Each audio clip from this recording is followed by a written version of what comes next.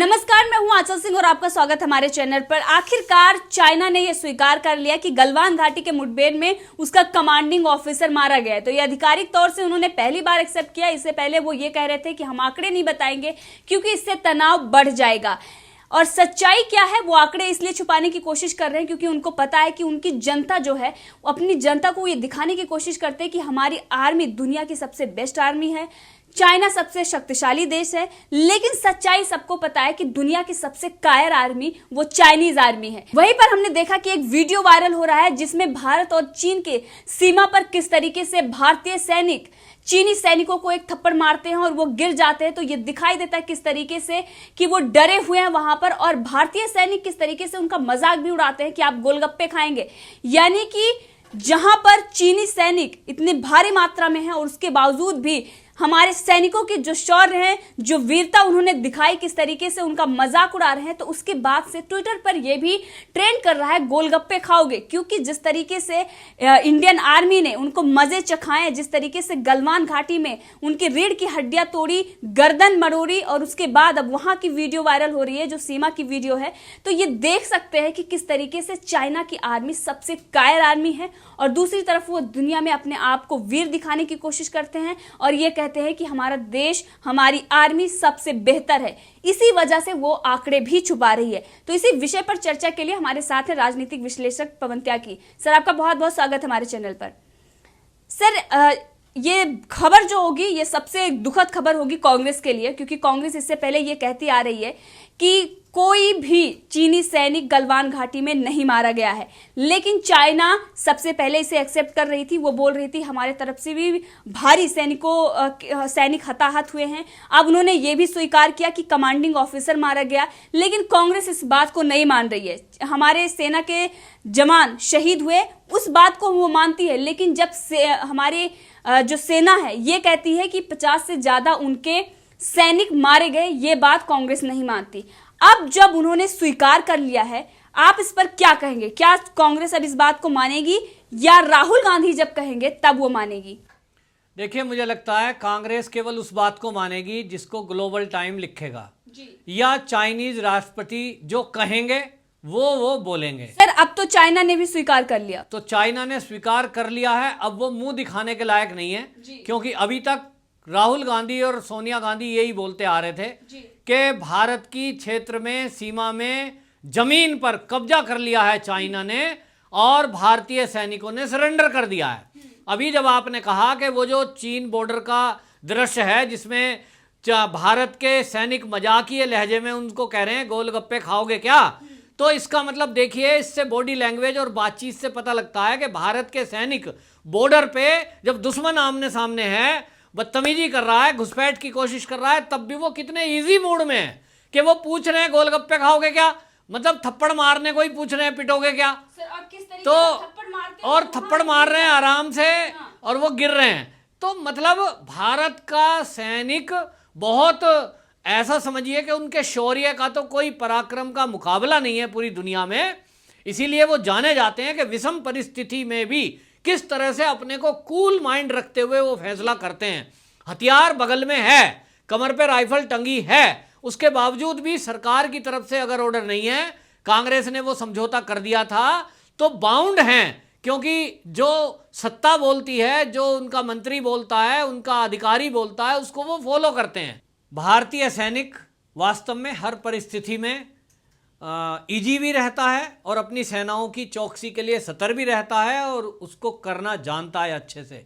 और इसीलिए कुशल सैनिक माने जाते हैं भारत के, कि चाहे वो रेतीला एरिया हो, बॉर्डर हो राजस्थान का, चाहे वो पहाड़ी क्षेत्र हो, कारगिल की चोटियां हो, या लद्दाख का क्षेत्र हो, या वो क्षेत्र हो समुद्र का, वो हर तरह से हर जगह लड़ने में निपुण है, क्योंकि वो शांति सेना के रूप में अनेक देशों में भी शांति के लिए जाना जाता है कि वो कई देशों में जाकर अन्य देशों की मदद यूएन के थ्रू कर चुका है और इसलिए वो हमेशा प्रैक्टिस में रहता है। वहीं चीन, वहाँ जबकि उस देश में तो जबरदस्ती नौकरी करनी पड़ती है, कंपलसरी 2 साल के लिए हर व्यक्ति को वहाँ जाना है, जिसके कारण अब आप समझिए किसी को जबरदस्ती अनमने मन से जो लड़ना नहीं चाहता, गोली चलाना नहीं चाहता, और उसके कंधे पे बंदूक रख दी जाए कि जाओ बॉर्डर पे और तुम्हें लड़ाई करनी है।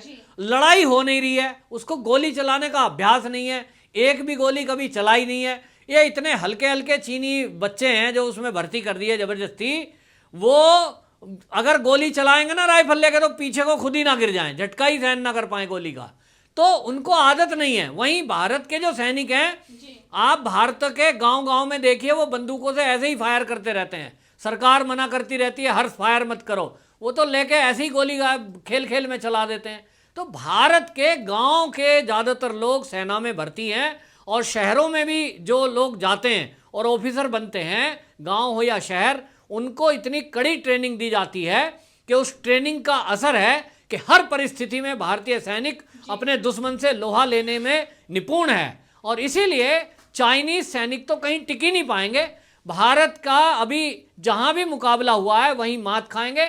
और चीन ने जो इस समय परिस्थितियां पैदा की हैं कि दुनिया के कई देश चाइना के दुश्मन हैं, ऐसे में मोदी जी की नीति के लिए जाने जा रहे हैं, ये कई देश मिलकर के एक साथ अगर आक्रमण कर दें तो चाइना तो खत्म ही हो जाएगा। ऐसा लगता है कि अब इसका अंत आने वाला है। सर, वही दूसरी तरफ अगर बात करें हमारे पड़ोसी देश नेपाल की, तो हमने पहले भी न्यूज दी थी और उसमें हमने बताया था कि किस तरीके से चाइना की विस्तारवादी नीति है, और तिब्बत का ही जिस तरीके से उन्होंने हाल किया वही हाल नेपाल का भी करेगा। लेकिन उसके बाद हमें किस तरीके से गालियां दी जा रही थी, तमाम तरह के उटपटांग कमेंट किए जा रहे थे, और ये कहा जा रहा था आपकी हिम्मत कैसे हुई, आपने हमें बता दिया। यानी कि वक्त रहते हमने चेताया तो आपको बुरा लगा। लेकिन जिस तरीके से चाइना ने अपनी विस्तारवादी नीति के तहत आपके कई गांव अपने कब्जे में ले लिए हैं, लेकिन ओली सरकार इस पर अपना मुंह नहीं खोल रही है, क्योंकि वो कम्युनिस्ट पार्टी से डरती है। और कम्युनिस्ट पार्टी की जिस तरीके से आज छत्र छाया में ओली सरकार पल रही है, इसी वजह से वो अपना मुंह नहीं खोल रही है। लेकिन ये नेपाल के लिए बहुत बड़ा खतरा है आने वाले दिनों में। जिस तरीके से तिब्बत आज चाइना के हाथों में है, नेपाल का भी वही हाल होगा। और उससे पहले हमने चेताया तो आपको बहुत बुरा लगा। सर, इस पर आप क्या कहेंगे, और नेपाल को कितना आगाह करना चाहेंगे कि चाइना की जो विस्तारवादी नीति है, हमने देखा किस तरीके से उसके जो झगड़े हैं 12 देशों से, 15 देशों से उसकी सीमाएं लगती हैं, लेकिन 12 देशों से उसके झगड़े हैं। और जिन जिन देशों को उसने हड़पा है, किस तरीके से हांगकांग को उसने हड़पा, तिब्बत को हड़पा, ताइवान जो अपने आप को लोकतांत्रिक देश साबित करना चाहता, उस पर भी वो अपना आधिपत्य जता रहा है। इस पर आप क्या कहेंगे? चीन ने इसी तरह नेपाल के 2 गांवों को कब्जा लिया है। 3 साल हो गया। केपी ओली प्रधानमंत्री कम्युनिस्ट पार्टी के, जो चीन के इशारे पर काम कर रहे हैं, उन्होंने क्या किया कि वहां जब सीमा निर्धारण हो रही थी और वो जो पिलर गढ़ रहे थे, तो चीन ने बड़ी चालाकी से ये किया है कि वहाँ के जो अधिकारी हैं राजस्व विभाग के नेपाल के, उनको पैसे से खरीद लिया और उनको इस बात के लिए तैयार किया कि ये जो 2 गांव हैं, रुई गांव और तेघा गांव, ये 2 गांव ये जिला नेपाल के गोरखा जिला में पड़ते हैं, जिसमें गोरखा लोग रहते हैं।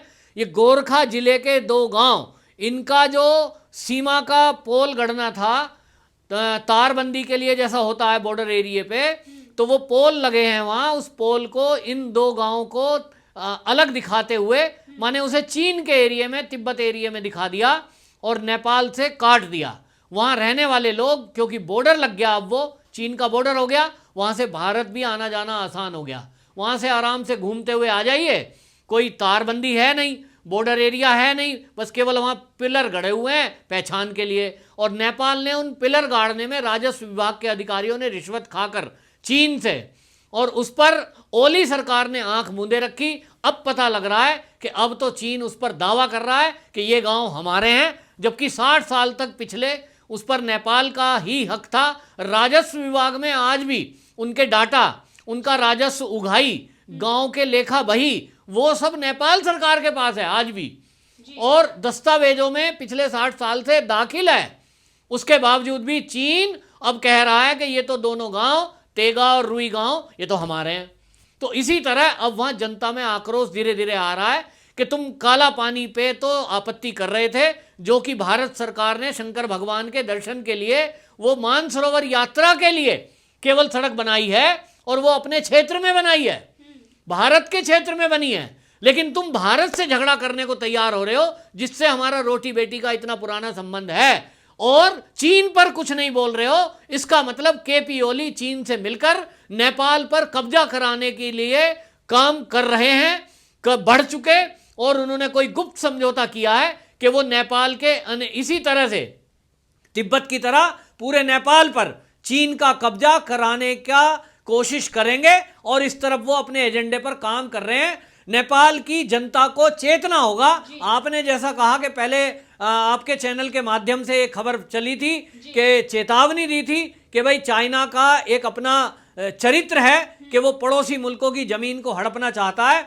आपको भी इसी तरह एक दिन हजम कर जाएगा, क्योंकि इस समय केपी ओली जो बैठे हैं नेपाल के प्रधानमंत्री, वो तो कम्युनिस्ट पार्टी के हैं और चाइना के खरीदे हुए पिट्ठू की तरह काम कर रहे हैं। लेकिन उस समय नेपाल की जनता समझने के बजाय और भड़क गई और चैनल को ही उल्टा सीधा कहने लगी थी। लेकिन अब उनको समझ में आएगा। वो जनता नहीं थी, कुछ चंद लोग हैं जो उनकी मानसिकता ही वही है। जो भी, तो कुछ सत्ता के लोग हो सकते हैं, कुछ कम्युनिस्ट पार्टी के लोग हो सकते हैं उनमें, लेकिन अब उनको समझ में आएगा कि हम जो यहां बैठकर कह रहे थे वो आपके हित की बात थी। अब जिस तरह से ये 2 गांव की पोल खुली है, ये तो अब खुल गई, क्योंकि नक्शा जारी अभी हुआ, लोगों ने नक्शे में ठीक से देखा, और वो जो 2 गांव हैं, रुई और देगा गांव, वो देख रहे हैं कि हम हैं तो नेपाली, हमारा है तो जिला जो है ये गोरखा, लेकिन हमें तो चाइना कहता है तुम हमारे गांव हो, और हमारा सारा कुछ जो है लेखा जोखा अब चेंज हो गया। तो उन लोगों ने अब आपत्ति दर्ज कराई है, लेकिन अब कुछ हो नहीं सकता। और कितने गांव इस तरह के निकलेंगे अभी, ये नेपाल के नए नक्शे को देखकर अब पता लगेगा, और इसकी पोल खुलेगी कि केपी ओली का और चाइना का क्या संबंध है, क्या समझौता है, क्या एक दूसरे से डील हुई है। जी बिल्कुल, और उनका यही कहना है, ना तो हमें इसे युद्ध में खोया गया, ना ही कोई समझौता या अनुबंध था, उसके बाद हमें क्यों छोड़ा गया यहाँ। तो तमाम तरह की ऐसी चीजें हैं जो नेपाल में इस वक्त चल रही हैं। एक तरफ वो भारत से पंगे ले रहा है, दूसरी तरफ वो चाइना के इशारे पर किस तरीके से अपनी ही जमीन पर वो बात नहीं कर रहा है, लेकिन उसे भारत से लड़ने की इस वक्त बहुत जल्दबाजी है। तो जिस तरीके से चाइना ये कहता आ रहा है कि आपको 3 मोर्चों से लड़ाई लड़नी पड़ेगी, पाकिस्तान, नेपाल और इधर चाइना, तो ये उसी की साजिश है जिसके तहत वो नेपाल को उकसा रहा है, पाकिस्तान को वो फंडिंग करता है, उसके आतंकवाद को बढ़ावा देता है। पहले भी वो प्रॉक्सी वार पाकिस्तान के ही जरिए से वो भारत से कर रहा था। तो ये सारी चीजें देखने वाली है कि किस तरीके से चाइना जो चालबाजी करता है यहाँ पर, लेकिन पकड़ा गया किस तरीके से वो अपनी विस्तारवादी नीति की तरह ऐसी सारी चीजें कर रहा है। और एक दिन वो नेपाल का भी वही हश्र करेगा जो उसने तिब्बत का किया। ये एक बार फिर हम कह रहे हैं। सर, आपका बहुत बहुत धन्यवाद हमसे जुड़ने के लिए।